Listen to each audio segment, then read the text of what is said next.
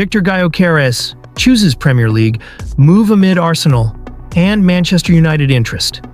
Sporting Lisbon star Viktor Gyokeres has reportedly made his decision to move to the Premier League this summer, with Arsenal emerging as the frontrunner to secure the prolific striker's signature. The Swedish international has lit up the Portuguese league since his arrival from Coventry City in 2023, and his next destination now appears to be England's top flight. The 26-year-old forward has been in unstoppable form, netting a staggering 95 goals in 99 appearances for Sporting. His sensational scoring rate has drawn the attention of top European clubs, with Arsenal and Manchester United both vying for his signature in a summer where top-tier strikers are in short supply. Gyokeres had a reported £85 million release clause in his contract, but Sporting are now believed to be open to offers in the region of £58 million. This significant discount has intensified interest, with Arsenal particularly eager to strengthen their front line following another season that ended without a trophy. According to TalkSport, Gyokeres has already decided on a move to the Premier League, and Arsenal are in pole position to seal the deal. The Gunners are prioritizing a new striker as part of their summer overhaul, recognizing that a clinical forward could be the missing piece in their pursuit of silverware. Despite finishing just below Liverpool in the league table, Arsenal scored 17 fewer goals than the title winners, a gap they hope Gyokeres can close. The club has relied on Kai Havertz and Gabriel Jesus in the central striker role this season, but neither are natural number 9s. Havertz also underwent hamstring surgery in February and hasn't featured since, further exposing Arsenal's need for a dedicated goalscorer. Gyokeres' form has not gone unnoticed by Manchester United either. The Red Devils have been dealing with scoring struggles of their own, managing only 42 goals throughout the league campaign. With young talents like Rasmus Højlund and Joshua Zirkzee still finding their footing and battling inconsistency and injuries, United view Gyokeres as a more reliable and proven option. Interestingly, United boss Ruben Amorim shares a personal connection with Gyokeres, having managed him at Sporting. That relationship could have given United a potential edge in negotiations, but Arsenal's clear intent and financial readiness to meet Sporting's asking price may put them ahead in the race. The relatively modest £58 million fee now attached to Gyokeres makes him an even more appealing target, especially in comparison to Newcastle's Alexander Isak, who is valued at around £150 million following his 23-goal season. That price tag could deter suitors and make Gyokeres the best value option among elite-level strikers available this summer. While Gyokeres has remained quiet about his future in public, it's known that Arsenal sporting director Edu Gaspar is a strong admirer of the Swedish forward. With the Gunners aiming to convert potential into trophies, the addition of a proven goal scorer like Gyokeres could be the catalyst they need to reach the next level. As the transfer window approaches, all eyes will be on North London to see if Arsenal can finalize the deal and bring the Premier League's next star striker to the Emirates.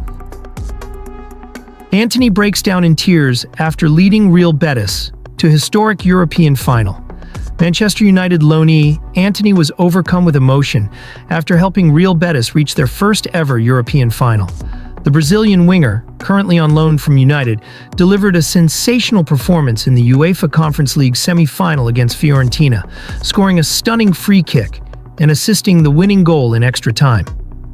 Betis entered the second leg in Florence with a narrow 2-1 advantage, courtesy of a spectacular volley from Antony in the first leg. However, Fiorentina leveled the aggregate score to 3-3, setting up a tense extra-time battle. With everything on the line, Antony again stepped up, this time curling a brilliant free kick off the post and past former Manchester United teammate David De Gea. Later, he calmly squared the ball for Abde Ezelzouli, who slotted home the decisive goal. As the final whistle blew, Antony fell to his knees overcome with tears. He was later seen crying during a post-match interview, openly discussing the very tough times he endured during his troubled spell at Manchester United. "My family knows what we went through to be here," Antony said. "I have cried a lot with my mother, with my wife, and with my siblings, because we went through very tough times. I am living a dream now." Signed by Manchester United for £86 million in 2022, Antony arrived at Old Trafford with high expectations. Reunited with former Ajax coach Erik ten Hag, the Brazilian was expected to thrive in the Premier League. However, his time in Manchester was marked by inconsistency, injuries, and intense media criticism. Despite occasional flashes of brilliance, he failed to cement his place in the starting 11 and was frequently targeted by pundits and fans alike. Things did not improve under United's next manager, Ruben Amorim.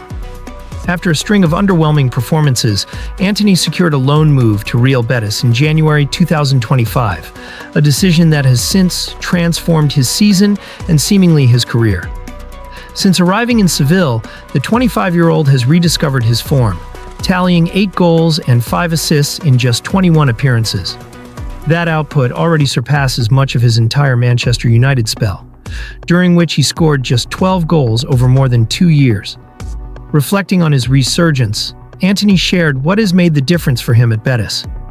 "Yes, I'm very happy. I found myself. I needed to find myself and be happy. My family needed to be happy too," he said. "Every day that passes confirms it was the best decision." Antony credited his happiness and improved performance to the cultural familiarity he has found in Seville. "It reminds me a lot of Brazil. The sun, the food, everything. The people are also very warm and happy. That's important for us who come from Brazil and are used to that." He added, "It's important to score goals and provide assists. But for me, what's most important is sleeping peacefully, knowing how I'm doing with myself and being well and happy. Seeing my family smiling is also essential for me." Now a hero in green and white, Antony has etched his name into Betis folklore. The club will face Chelsea in the Conference League final in Wrocław, Poland on May 28th, a fitting stage for Antony to complete his redemption arc. As he looks ahead to the final, the Brazilian winger carries not only the hopes of Betis fans, but also the emotional journey of a player who has endured criticism, doubt, and despair, only to rise again in spectacular fashion. Marcus Rashford eyes Barcelona dream move amid transfer developments.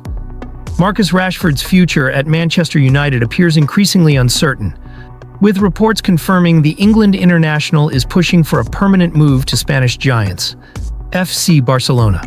The 27-year-old forward, currently on loan at Aston Villa, has reportedly made his final decision about leaving Old Trafford this summer and is working to facilitate a dream switch to the new camp.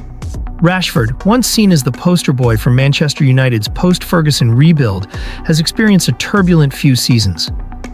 After struggling for form under various managers and falling out of favor with current United boss Ruben Amorim, the club is now open to cashing in on their academy graduate. United's willingness to sell Rashford stems from their desire to raise funds for a major squad overhaul, with several high-profile exits expected in the coming months. Aston Villa had hoped to secure Rashford's services on a permanent basis following his promising loan spell, which included 4 goals and 6 assists. The Birmingham-based club even negotiated a £40 million purchase option as part of the winter loan deal. However, their plans have been disrupted by Rashford's reported desire to play in Spain and his recent injury setback, which will rule him out for the rest of the season. Crucially, Rashford has aligned himself with Israeli super agent Pini Zahavi in a bid to navigate the transfer process.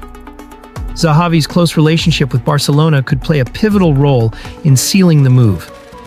He represents key figures at the Catalan club, including manager Hansi Flick and striker Robert Lewandowski, and also maintains strong ties with club president Joan Laporta. Barcelona are understood to be interested in bringing Rashford in, especially as they look to strengthen their left flank. With Ansu Fati failing to meet expectations under Flick, the club is searching for a dynamic and proven option on the wing. Rashford, known for his pace, versatility, and ability to operate across the front line, fits that profile perfectly. However, given Barcelona's ongoing financial constraints, a permanent deal may prove difficult unless compromises are made. To help make the move feasible, Rashford has reportedly shown a willingness to reduce his salary demands, demonstrating his determination to join the La Liga side. This move signals a major shift in priorities for Rashford, who previously seemed committed to rebuilding his legacy at United, but now sees a fresh start abroad as the ideal path forward. Although initial talks between Zahavi and Barcelona have centered around a possible loan move, Manchester United are reportedly hesitant to approve another temporary deal. The club would prefer a full transfer that brings in immediate funds, particularly as they look to offload other underperforming players like Antony, who is also enjoying a resurgence away from Old Trafford. The potential departure of Rashford would mark the end of an era at United, where he has been a mainstay since making his debut in 2016. Despite his struggles in recent years, he remains a player with considerable talent and international pedigree. Barcelona's long-standing interest, coupled with Rashford's renewed form at Villa and his connections through Zahavi, makes this transfer saga one to watch closely in the coming weeks. As the summer window approaches, it remains to be seen whether Barcelona can meet United's financial expectations or if a compromise, possibly involving structured payments or add-ons, can be reached. What is clear, however, is that Rashford is determined to make the move happen, and all eyes will be on how this high-profile transfer unfolds.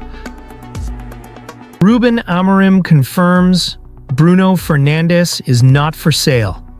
Manchester United manager Ruben Amorim has once again made it clear that the club has no intention of selling captain Bruno Fernandes, despite growing interest from top clubs across Europe. Speaking ahead of United's crucial Europa League semi-final second leg against Athletic Bilbao, Amorim reaffirmed the club's commitment to keeping their midfield talisman at Old Trafford. Bruno is a leader, the captain, Amorim stated firmly. It is natural that people want Bruno, but we want to keep him at Manchester United. These comments come amid ongoing speculation linking Fernandes with a potential summer exit, especially in light of United's inconsistent domestic campaign. Despite these rumors, Amorim has remained consistent in his stance, insisting that the Portuguese playmaker remains central to his long-term vision for the team. The 29-year-old midfielder has been a standout performer for United since joining from Sporting CP in January 2020. His leadership, creativity, and knack for scoring crucial goals have made him a fan favorite and a vital figure in the dressing room. Under Amorim's guidance, Fernandes has continued to thrive, playing a key role in the club's impressive European run this season. He is one of the top players of the world, Amorim added, underlining the immense value Fernandes brings both on and off the pitch. Fernandes's influence goes beyond just statistics. His passion, work ethic, and willingness to take responsibility in difficult moments have been key qualities that define his captaincy. Amorim's praise reflects just how important Fernandes is to the current squad, especially as United aim to rebuild and challenge for major honors again. The manager's comments also serve as a message to potential suitors. Bruno Fernandes is not for sale. With a long-term contract in place and the full backing of the club, any move away from Old Trafford appears highly unlikely this summer. As United prepare for what could be a season-defining European night, Amorim's strong backing of his captain sends a clear signal of unity and stability. Bruno Fernandes remains the heart of Manchester United, and according to Amorim, that won't be changing anytime soon.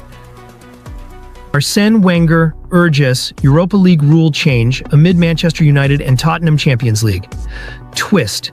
Arsenal legend and current FIFA head of global football development, Arsene Wenger, has called for a rethink of the current Europa League qualification rules, particularly the automatic Champions League berth awarded to the tournament's winner.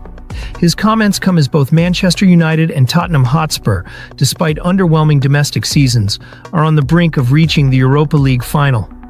Wenger has questioned the fairness of the rule that allows a team to bypass their poor league form and enter the Champions League simply by winning the Europa League. Speaking to beIN Sports, the former Arsenal manager stated, "No, they should qualify automatically for the Europa League again, but not necessarily for the Champions League, especially when you're in the Premier League, where already 5 teams qualify." His remarks highlight growing concerns over the integrity of the qualification process, especially with the Premier League possibly sending 6 clubs to Europe's elite competition next season. Both United and Spurs have struggled significantly in the 2024-25 Premier League campaign. United currently sit in 15th, with Tottenham just 1 place below in 16th, a stark contrast to their strong performances in European competition. Despite their domestic woes, both clubs have thrived in the Europa League. Manchester United lead Athletic Bilbao 3-0 on aggregate following a commanding first-leg win in Spain. Tottenham, meanwhile, hold a 3-1 advantage over Bodo Glimt, setting up a real possibility of an all-English final in Bilbao on May 21st. The root of Wenger's concern lies in the contrast between domestic failure and potential European reward. In his view, granting Champions League entry to a Europa League winner undermines the qualification earned by consistent league performance. This is especially contentious in a league like the Premier League, which already has substantial representation in the Champions League due to its UEFA coefficient. England has already secured an additional spot for next season's tournament, increasing the number of qualified teams to 5. If either United or Spurs win the Europa League, that number could jump to 6. UEFA introduced the current rule in 2014 to increase the importance and competitiveness of the Europa League. The lure of Champions League qualification was intended to attract stronger teams and boost the tournament's profile. Wenger acknowledges that argument, noting, "People will tell you that to keep the Europa League focused, interesting, and motivated, you need to give them that prize." However, his main concern remains whether it's right to allow teams with disappointing domestic campaigns to leapfrog more consistent sides based solely on knockout performances. As both clubs prepare for their semi-final second legs, the debate is intensifying. With only 3 Premier League games remaining, neither United nor Tottenham is in realistic contention for a top-half finish, let alone a European qualification place through league position. Yet, a Europa League title could hand them a golden ticket to next season's Champions League. Wenger's proposal calls for a review of the current system, suggesting that Europa League winners earn a return to the same competition instead of direct entry into the top-tier tournament. As UEFA continues to evolve its competitions, his comments may well fuel broader discussions about meritocracy, fairness, and the future structure of European football.